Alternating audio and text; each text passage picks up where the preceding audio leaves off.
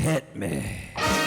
From Studio P in Sausalito, the home of the hit, it's time for... Succotash. Yes, Succotash, the comedy soundcast featuring snippets from comedy. Soundcasts. And also interviews with comedians, comedian soundcasters, and other showbiz folk. And now, here's your host, internationally recognized comedy soundcaster, Mark Hershaw. Thank you, Bill Heywatt, and season's greetings to you. And to our engineer, Joe Polino. Hi, Joe. Our booth assistant, Kenny Durgis, and Succotash musical director, Scott Carvey. And, of course, our co-host, Tyson Sainer, with whom it is my esteemed pleasure to share the every other weekly hosting duties on this here Soundcast. We couldn't do it without our talented, hardworking crew, all working for peanuts. Literally peanuts, because that's all we can afford since we have no paying sponsors. You can Venmo us a donation if you like, for whatever amount you'd like. $1, $2, $5, more? Totally up to you, but if you Venmo it to me, Mark Hershon, at Hershco, Hershco, it will be used for offsetting our production and hosting costs, and that's no small potatoes. I can also kick Tyson a few bucks because he deserves it, so we won't say no to Venmo.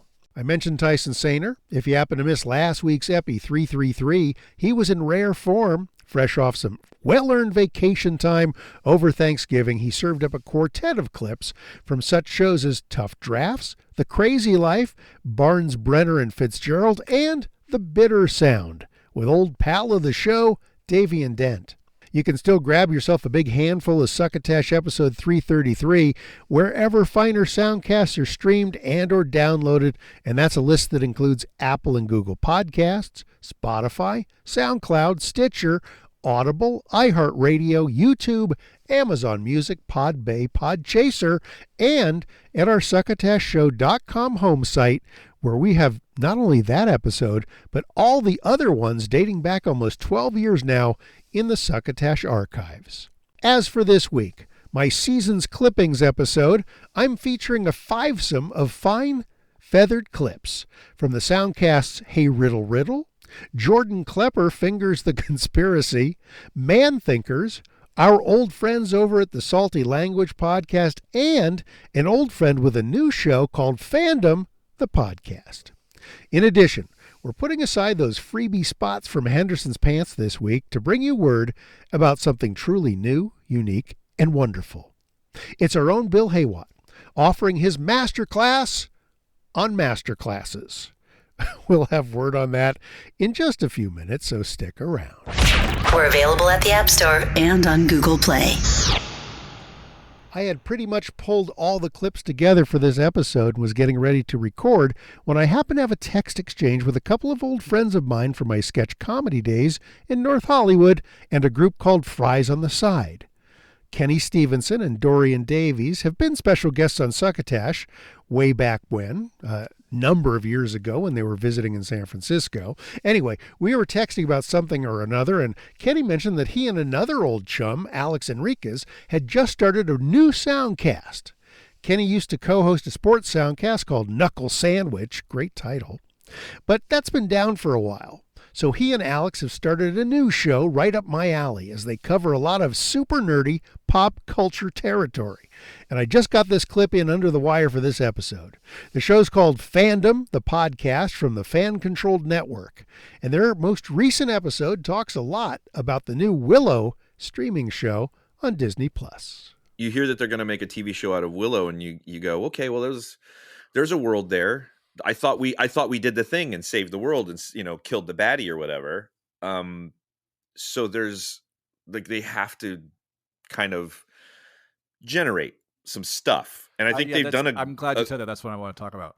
I think they've done a good job of generating the stuff. I like the world that they're in. I like the rules of it. I do like sword fights and high fantasy stuff. I like that they're being pretty nakedly diverse with their casting and their story choices and everything, which I think is also like, that's another strength of fantasy. It's specifically a strength of Willow, because again, it doesn't have all this history to it, so people can't complain like Tolkien never meant for there to be black dwarves. It's like it's very blank slate that they can just build off of, and I really appreciate what they've done so far. I could use just a little bit more of the big action magic fantasy stuff. I'm not so interested in like romance between teenagers. Yeah, so but that's just me personally. Yeah, so that's kind of where to kind of like set the table for where we are, and I do think you're right. I do think what this show has set out, there's a couple things that are taking me a little bit of time to adjust to, and the one thing is that you get early on, so we get some characters from the jump in the first episode. We see Joanne Whalley, who is back as Queen Sorsha. Well, she's queen now. She was Sorsha in the first one. Now she's queen. Is she still Wally Kilmer? No, she's just Whalley.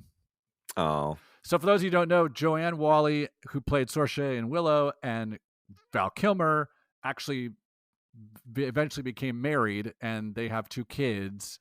And I was the person who they cast to play Mad Mardigan's son, Eric. His name is Dempsey Brick. I was like, that's got to be Val. Yeah, his name, Dempsey Brick, or no, Dempsey Bryk. I have the IMDb up. I'm prepped. I'm prepared today. I believe that you have the IMDb up. I believe that you were looking at his name and reading it out loud. I don't believe that that's actually it. I just can't.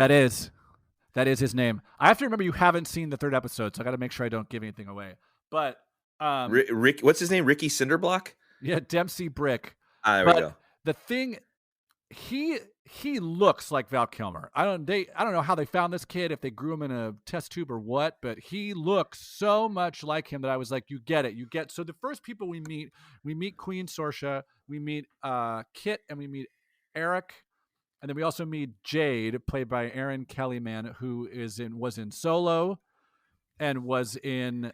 She was one of the main flag smashers from Falcon and Winter Soldier. So she's just racking up that Disney IP, just racking it up. And I actually thought the same thing when I saw her in this, and I was like honestly, because I think she's a good performer, but whenever I see somebody that is clearly just in that Disney sphere has been brought into that fold, I go like, oh, good for them. Oh, totally. You know? No, and she's great. And so we meet these younger people, and we learn that which is confusing me at first, because so the 88 is when the movie came out, and it's now 2022. So do the math. We're at like 34 years since the movie came out, but the show is only taking place 20 years after the movie. So that took because they got one look at how Joanne Whalley had aged and went, nobody's going to believe it's been 30 years. Oh, she looks incredible. It's like, bring it back. It's only been 20 years. She's aging too slowly. Well, Warwick Davis too. I mean, for a man who was like 16, 17 when they were shooting the movie, and he's like, I just put very silent. I put the movie Willow on in the background just to have something going, and there was just a close up of Warwick Davis's face, and you're like, oh, that is a baby. That person is is a child. There's a sample from Fandom, the podcast, available on Spotify, Anchor.com, and a few other places like Podbay, where I was able to download the show. We're scheduling Kenny and Alex to be guests on Succotash in the very near future, too, so watch out for that upcoming episode. One of the best forces for pseudo-journalism goodness has got to be Jordan Klepper, who's been a fixture on Comedy Central's The Daily Show for years. He's got a 6-episode limited-run soundcast under the Comedy Central banner called Jordan Klepper Fingers the Conspiracy, where he, quote, digs deep, unquote, into some of the wildest MAGA theories he's heard, and, according to the show's description, quote, traces their origins with journalists, experts, and anyone who might have a lead on when JFK Jr. is coming back. The Soundcast offers an opportunity to better understand some of the most extravagant stories Americans tell themselves, unquote. In Epi 5 of the series, Jordan wades deep into the history and mystery that is Hunter Biden's laptop. Here's a sample. The Hunter Biden laptop saga is a fantastical right-wing reverie concocted during the 2020 campaign by Rudy Giuliani, Donald Trump, and of course Fox News, which means it's inevitable that I heard the words Hunter Biden laptop constantly at Trump rallies, even if the people there didn't exactly know what it is. You can see on Fox and One American News about the laptop, the Hunter Biden's laptop, and then all the corruption taking money from the different countries, from Russia and China. Then Joe Biden would do whatever these countries needed. What did he do? Oh, either what he did or did not do. What did he do? Well, it's yet to be determined exactly what he did. I saw pedophilia in China, something like that. Do you believe it? I don't know. We see about the Hunter Biden scandal. What exactly happened with that? I think they found a laptop that had emails. Who did? Who was it? FBI. They found a laptop with emails and pictures of Biden talking with Ukraine and China about business deals and stuff like that. And Which Biden? Hunter Biden. Did something happen? I mean, the conspiracy theorists would say that it's Joe Biden and Hunter Biden communicating with outside countries on business deals and stuff like that. Are you calling him a conspiracy theorist? That's just what he said. Right.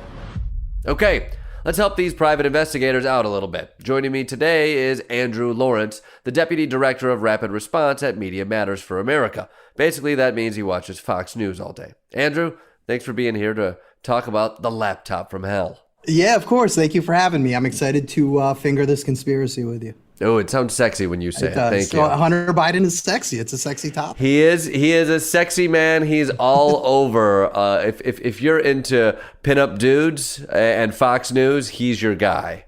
I want to jump into it because House Republicans are about to become the majority, and they've announced that they're going to investigate Hunter Biden. So let's start with just establishing who Hunter Biden is, because some of the things Hunter Biden has done are probably not very becoming of a son of a public official, like using the Biden family name to make foreign business deals. Is that a good place to start?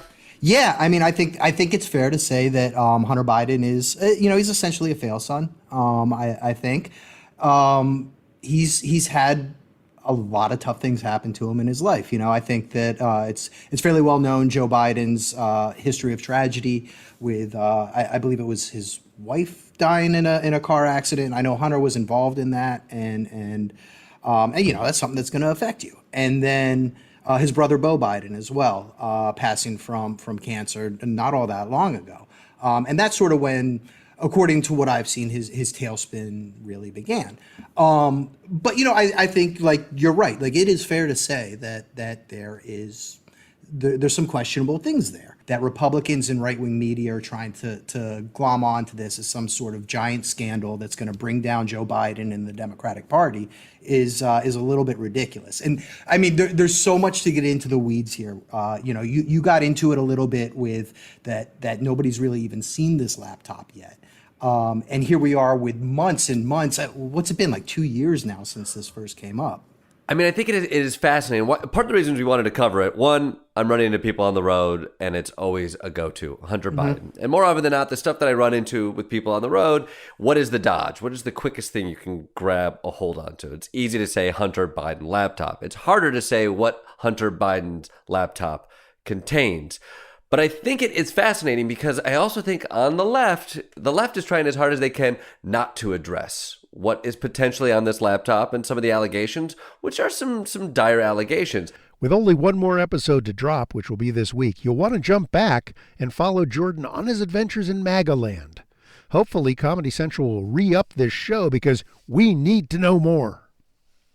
Taking a break from his voicing of Henderson's pants ads, our booth announcer Bill Heywatt steps up to impart some of his valuable hard-earned knowledge, other than his important work in our Drinking with Bill segments, to not only teach you, but to get his ex-wife Trixie off his back. Bill?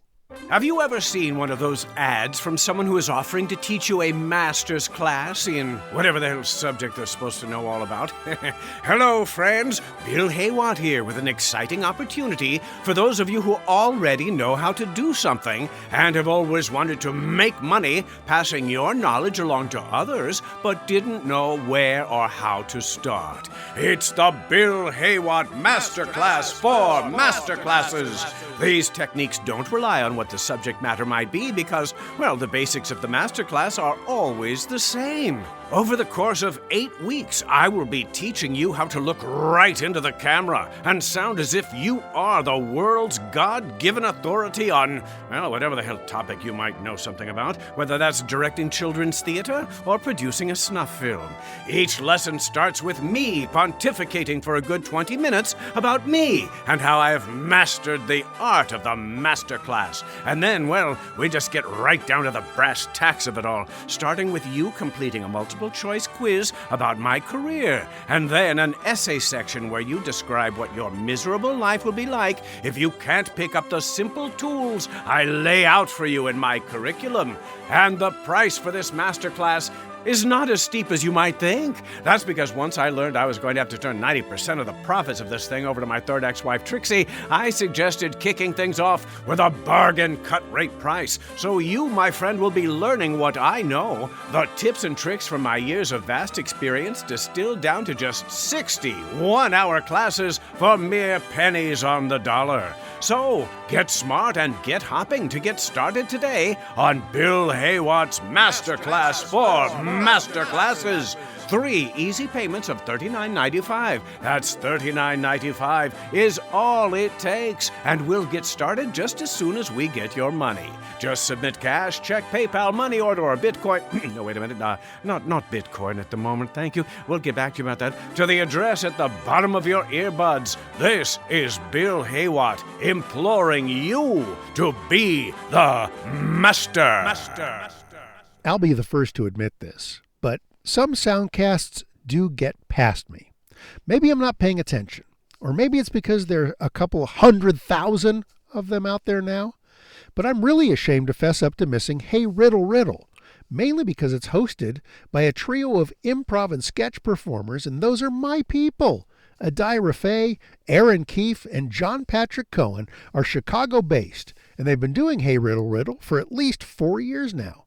Out of Headgum Studios, their home site only has shows through their 4th anniversary show, which dropped this past August 27th. But there are still fresh installments coming out, available on Apple Podcasts and other places. I just saw last week's available. So they're still in operation. But what is Hey Riddle Riddle for those of you who, like me, are in the dark? Their show's description on Apple Podcasts reads, quote, riddles, puzzles, whodunits. Adira Faye, Aaron Keefe, and John Patrick Cohen, 3 of Chicago's most overrated improvisers, are on the case to solve every riddle, puzzle, brain teaser, and head scratcher known to humanity. Some riddles are almost impossible, some are absolutely improbable, and some simply have not aged well. And if you don't like riddles, don't worry. This podcast is barely about them. All right, here's a poll from their 4th season finale episode where they get into guessing movie title mashups. All right, so these are 10 movie mashup riddles. I'll give the synopsis of a brand new movie created by mashing together any 2 movies or shows. The answer is formed by mashing together the 2 titles. Okay. Hell yeah, this is exciting. Yes, okay. Aaron, are we allowed to use knowledge that we have from outside of the game to solve these riddles? No. Damn it. Aaron, I'm resetting you as little babies. Aaron, will any of these be adult films? I think they all are going to be. If you work in that industry, we're about to give you 10 fresh, hot, new names. Juliet Louis-Dreyfus with LL Cool J. That would be Veep Goat? Is it the movie Veep Goat? Okay, I don't want to look at your search history ever. Remind me to never, ever, ever go on your computer. And every time I'm remember, about to go on your computer to look something up, I want you to knock it right out of my hands and onto the floor. And if you want to protect yourself from weird searches, use Veep Goat. Veep Goat. Promo code Riddle. Veep Goat.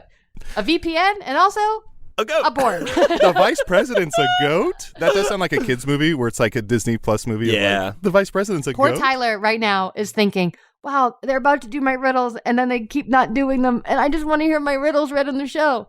We're getting to them. We're getting to him, Tyler. Okay. A golden retriever descends on an umbrella to use magic in a song to help 2 British children and their busy father discover there's nothing in the rule book against family. Airbud Poppins? Lassie. Airbud Poppins? Ted Lassie? Oh, I'm frozen. I'm frozen in happiness. Give me bad news quickly. I'm too happy. Give me bad news. Jay Leno just died. Bad news, Adel. Bad news. Goat's the vice president. Bad news, Adel. Bad news. Okay, so you have to combine the Mary names. Poppins, It's not just Mary Poppins and Airbud, right? Yeah, but how do you say it? Airy Poppins? No. Airy? Airy Poppins? Mary Buttons? Mary popping Airy? puppies out of that puss. Mare Buddy Poppins. Mare Buddy Poppins. Okay. Mare Buddy Poppins. Like Mare Buddy Poppins. So all the answers to this will be strokes. Well, no. I thought they were like one word combined into the second word, but that was one word like turduckened into in the middle. Yeah, in the middle. Mm-hmm. So is that all of them will be in the middle, or they can be in the middle? They can be. Okay. Can be. Laura so Tyler, Ingalls. you didn't fuck up there. That's not on you. No. Don't feel bad about that one, Tyler. That's on me. Laura Ingalls is about to get a little wilder. Girls Gone Wilder. Nope. When a golden retriever joins her family's Midwest adventures. Air Bud on the Prairie? Little House on the Air Buddy? Hold on. Little House on the Air Buddy. Are these all Air Buddy? There's no rules that said a girl on the prairie can't play basketball. You're so close. Little House on the Prairie Buddy. Yep. Nice. Prayer Buddy. I'm crying. Okay, here's the next one. These are all going to be Air Bud. You don't know that? A young man is sent from West Philadelphia to live with his wealthy golden retriever Fresh Prince of Bel-Air their Buddy. massive doghouse. Fresh Prince of Bel-Air Bud. Hey Riddle is a great place to pick up party icebreakers, conversation starters, or just to listen to a trio of improvisational sketch performers looking desperately to let some of that madness out of their brain pans.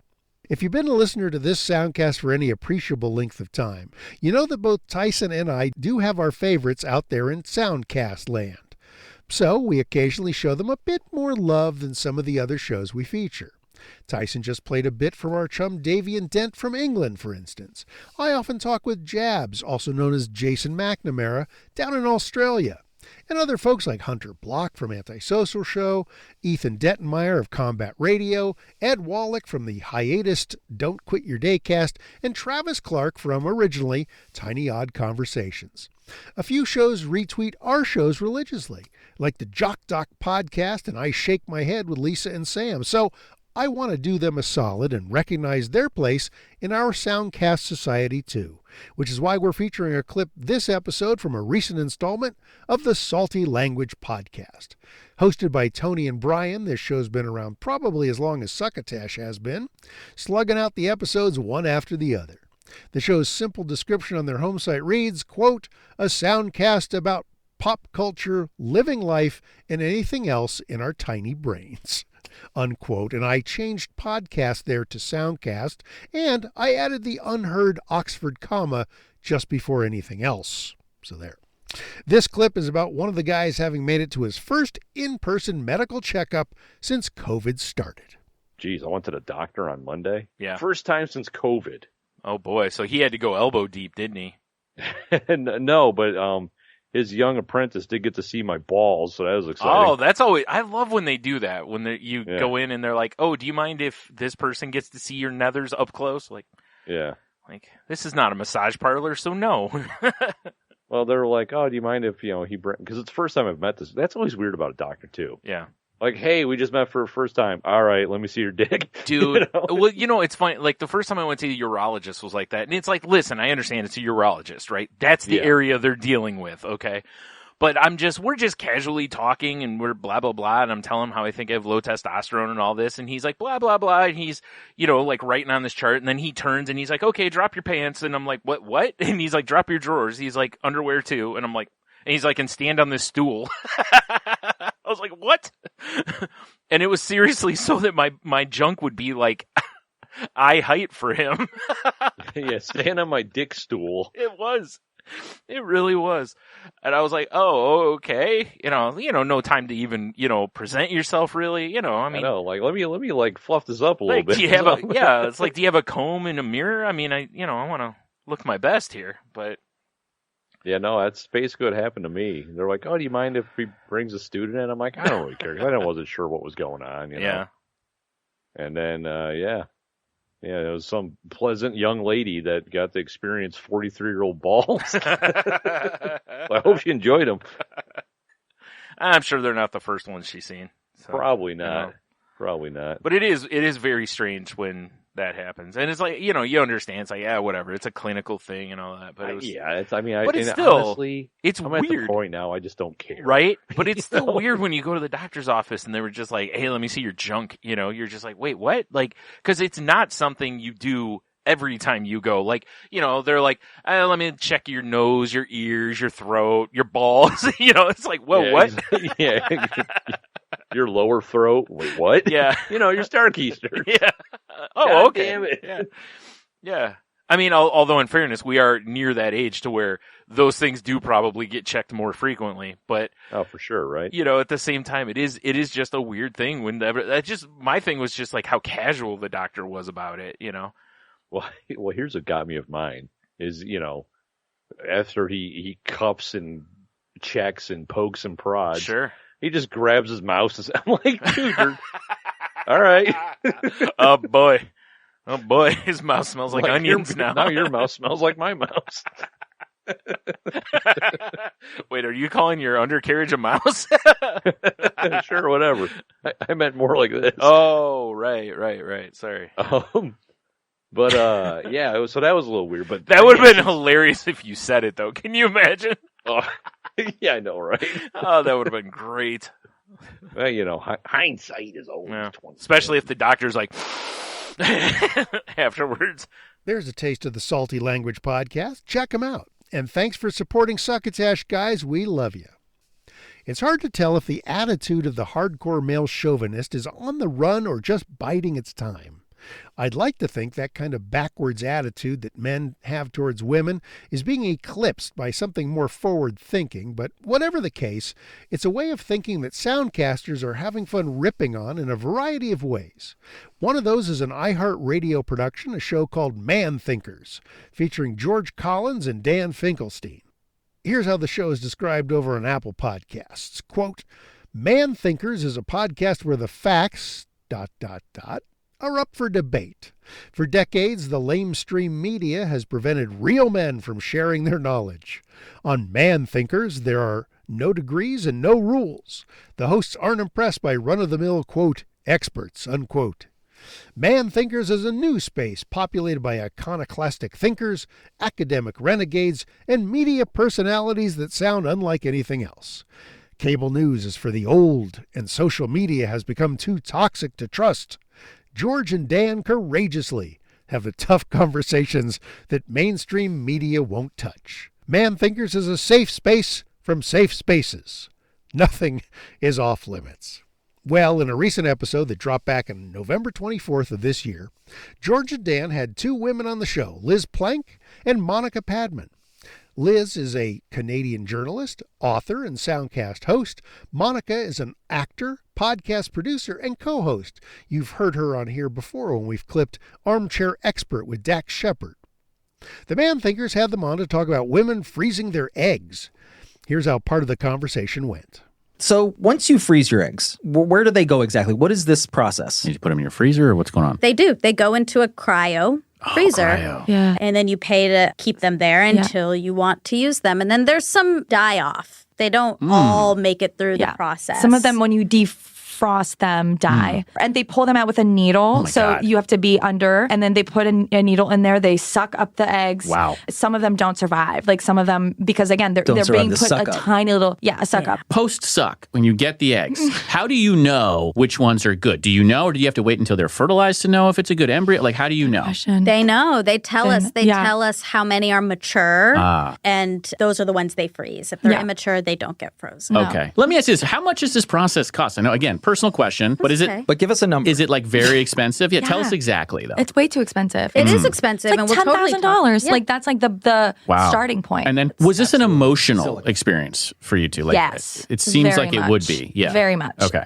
I mean, we became like sisters because Monica was doing my shots. Like I can't stab myself. Oh. And the things that is expected of a woman going through egg freezing, if men were freezing their eggs, like would you require that much responsibility from them? Because you have to mix all of the shots like you're a chemist, like you're in a meth lab. And then you have to do 2 shots every day. I had an extra shot in the mornings. It's so much to remember to count. There's so much that can go wrong. I feel like if men were freezing their eggs and they were paying that much money, it would come with like a therapist, with like a nurse, with a driver. You have I would love that. You know, we have to get Driver, yeah, transvaginal that'd be great. ultrasounds every couple Whoa. days. Shot, like they take your blood. Yeah. If you have any like aversion to needles I've or passed pain, out every time I've gotten blood. God, every Oh, time. yeah, just that'd be down freezing like a won't log. work for so, you. Okay. Yeah, And you you're think, not strong enough. But for that's it. why it's good we don't have the that's- eggs. To be told by a beautiful, talented, successful woman that I am not strong enough for this Oh, is just Liz. gut wrenching. I'm sorry. That's And I'm going true. home. I'm going home to Palo tonight. My heart just sank there. But Liz, you know what? I respect it, Liz, because you tell it like it is. I just want you to know going Yes. in, Right. like if you have a Monica, you'll make it. But I wouldn't have made it without a Monica. Got it. Why should men care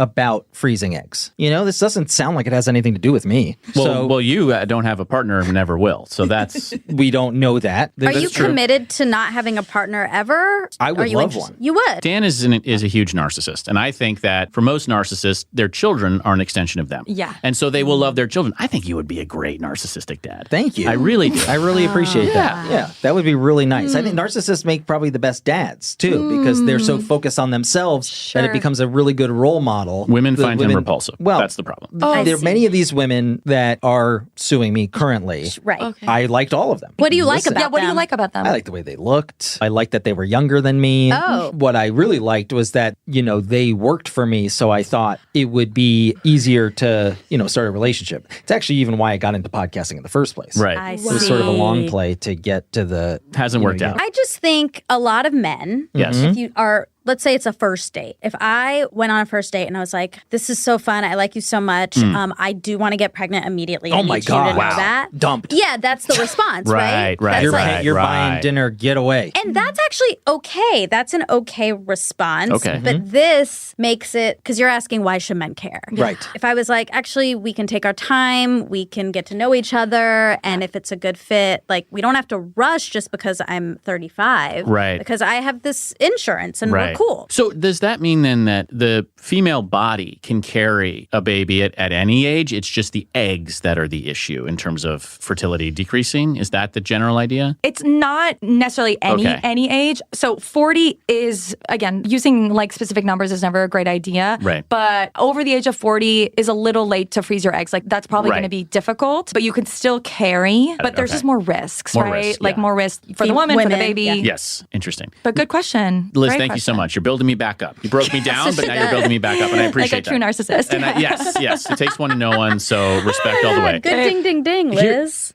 So, if you want to check out how guys might want to start not thinking, check out Man Thinkers, wherever fine soundcasts are streamed and or downloaded. That's it for the clips, but we've got a backload of folks to shout out during the Tweet Sack segment. Hello, Tweety. Miss me? Looks like you stayed hidden during Thanksgiving. Wouldn't want someone gobbling you up or down, as the case may be.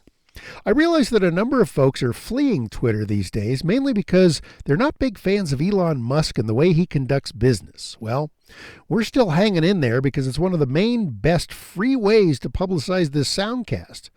If you want to Venmo us some money, maybe we'll consider jumping off the platform, but we just can't afford to right now. So, these shout-outs are to people who use that service or Instagram or SoundCloud or LinkedIn maybe to mention our @Succotash Show handle in their socials during the past couple of weeks.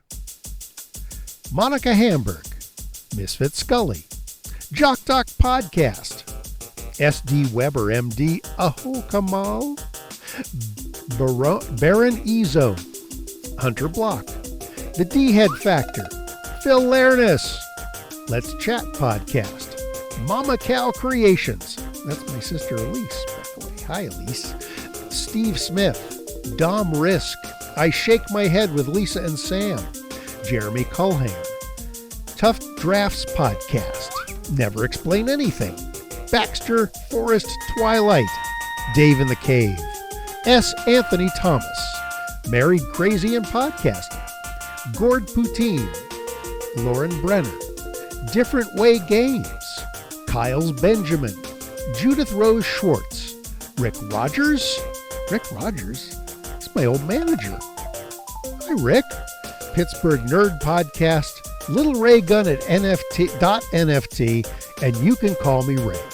If you'd like me to shout you or your soundcast out during a future TweetSack segment, just drop our @Succotash Show handle into your socials, and if I see it, I'll say it on an upcoming episode. Likewise, if you'd like us to feature a clip of your comedy soundcast, you don't have to wait for us to wade through those hundreds of thousands of shows to find you.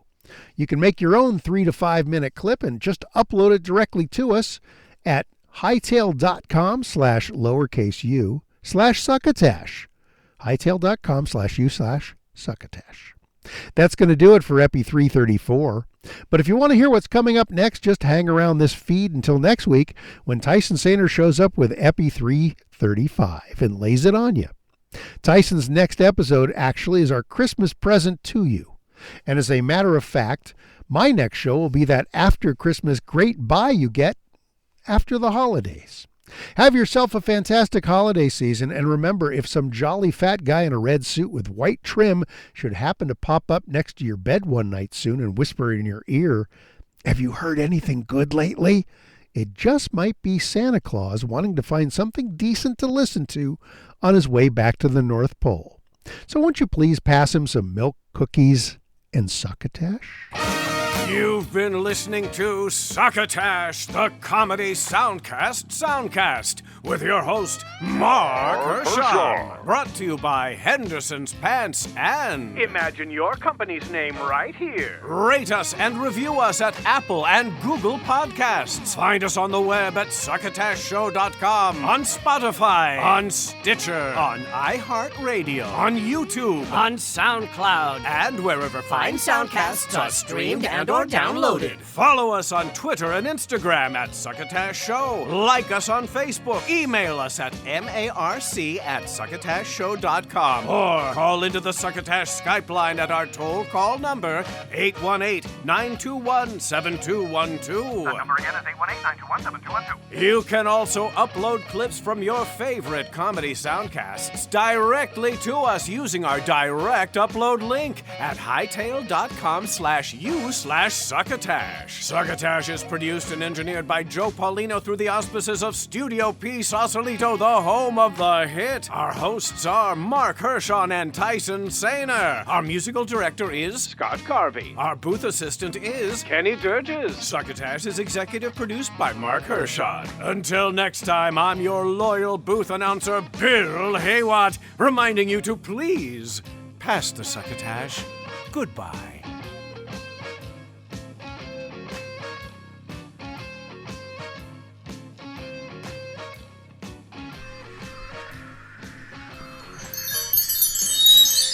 This has been a Succotash Patch production.